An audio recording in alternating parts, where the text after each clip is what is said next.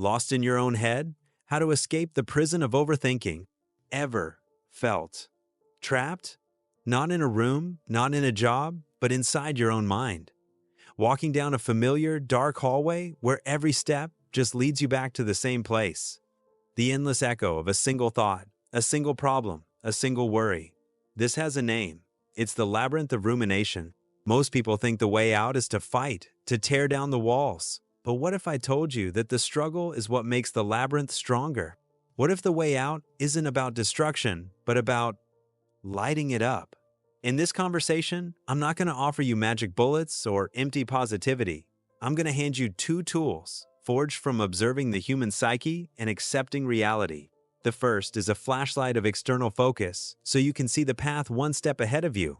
The second is a so what map, so you can question the very nature of the labyrinth itself. How can we turn our attention away from the deafening noise that comes from inside? And how can we challenge the validity of thoughts that feel so overwhelmingly real? The answers to these questions are the key to your freedom. The Labyrinth of Rumination isn't a character flaw, it's a feature of the human mind. To get it, let's bring together two seemingly separate perspectives. This is where the brutal honesty of Schopenhauer meets the pragmatic hope of Jung. One teaches us to accept the nature of suffering. The other shows us how to use that same suffering as fuel for growth. Together, they give us a complete map of the human condition. From a Schopenhauerian point of view, the labyrinth is the will that blind, relentless force inside us, always seeking, wanting, and when it fails, turning in on itself. The mind, in a desperate attempt to solve this dissatisfaction, replays the problem, believing that just one more lap will lead to an exit. It's an illusion of control in a sea of helplessness, a self-inflicted suffering.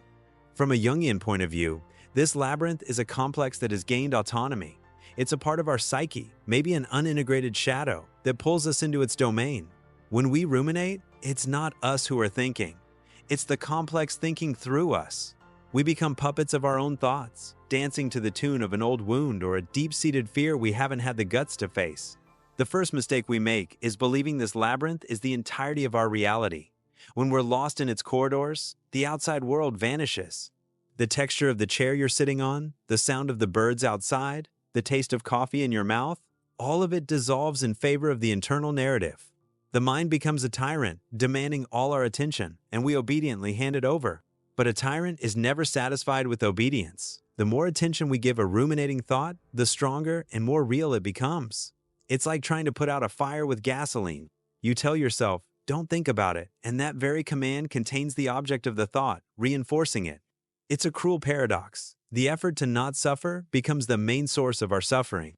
This is where we introduce our first tool, the flashlight of external focus. This isn't just a distraction. Distraction is weak, temporary. The flashlight is an act of conscious redirection, an exercise of personal power. It's the act of telling your mind, I acknowledge your presence, but right now, I'm choosing to put my attention somewhere else. It's an act of grounding yourself in the real, tangible world. Imagine you're holding this flashlight right now. Its beam of light is your attention. Instead of pointing it at the damp, dark walls of the inner labyrinth, you turn toward the outside world.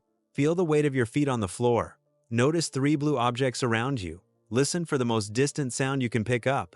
This doesn't deny the labyrinth's existence, but it puts it in perspective. It's still there, but you're no longer lost inside it. This practice, over time, creates a space. A small but precious space between you, the observer, and the thought, the observed object. In that space lies freedom. Jung would talk about the importance of differentiating yourself from the complex. You are not your anger. You are not your anxiety. You are the consciousness that can observe all of it. The flashlight of external focus is the tool that trains this differentiation. Now, with this space created, we can use our second tool, the so what map. This map isn't geographical, it's philosophical. It's a series of questions we apply to the ruminating thought, not to fight it, but to investigate its validity and, above all, its usefulness. It's applying cold, compassionate logic to a problem that feels purely emotional.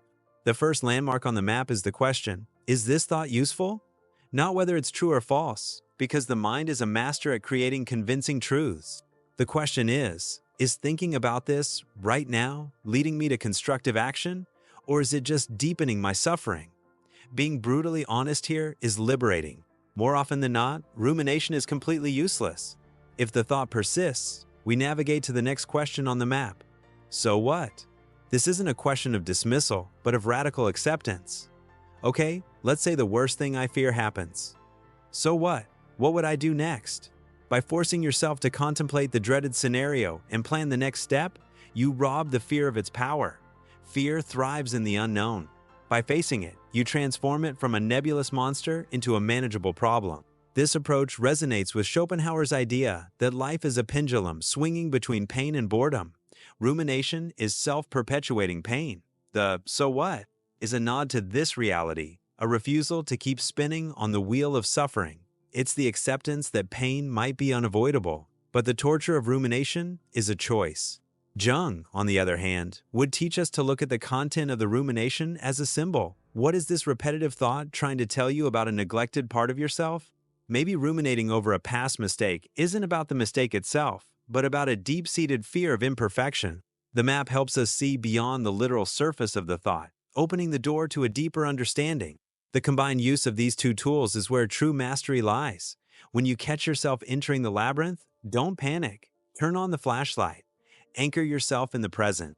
Feel the air in your lungs. Look out the window.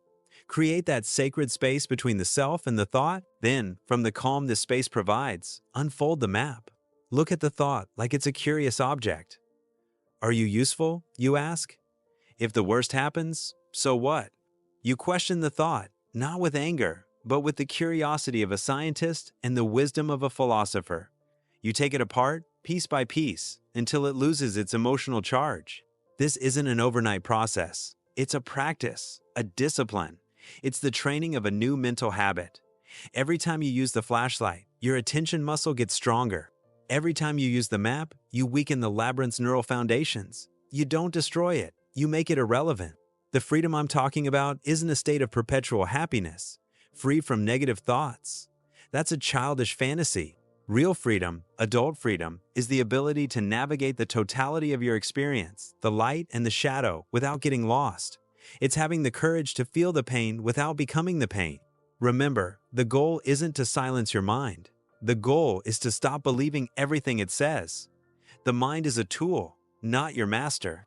With the flashlight and the map, you learn to wield that tool with wisdom, discernment, and a profound compassion for yourself and for the human condition. The journey out of the labyrinth is, in fact, a journey into yourself, to the calm, observant center that has always been there, waiting to be discovered.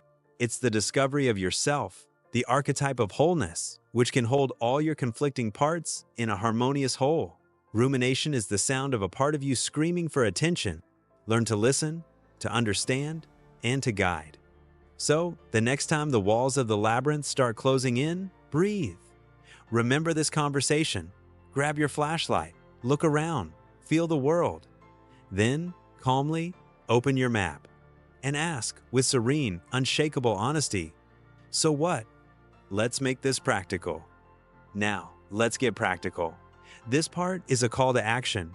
Feel free to pause this video at any moment and actually do these exercises. The value is in the experience, not just in listening. First, the flashlight. Let's do a quick 30-second drill. Wherever you are, use your senses.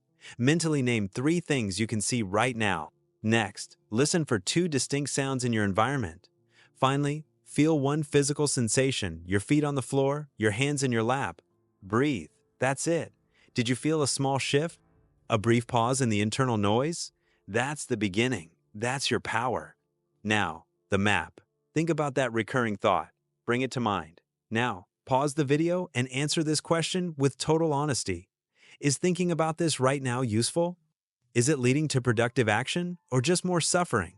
Be brutally honest. If the answer is, it's not useful, you've just landed a major blow to its authority. If the thought is still screaming for attention, pause again and do the next exercise. Ask, what is the worst-case scenario? Specifically, name it. Then ask, and if that happens, so what? What would be my very first practical step the next day? By answering this, you turn paralyzing fear into a logistical problem.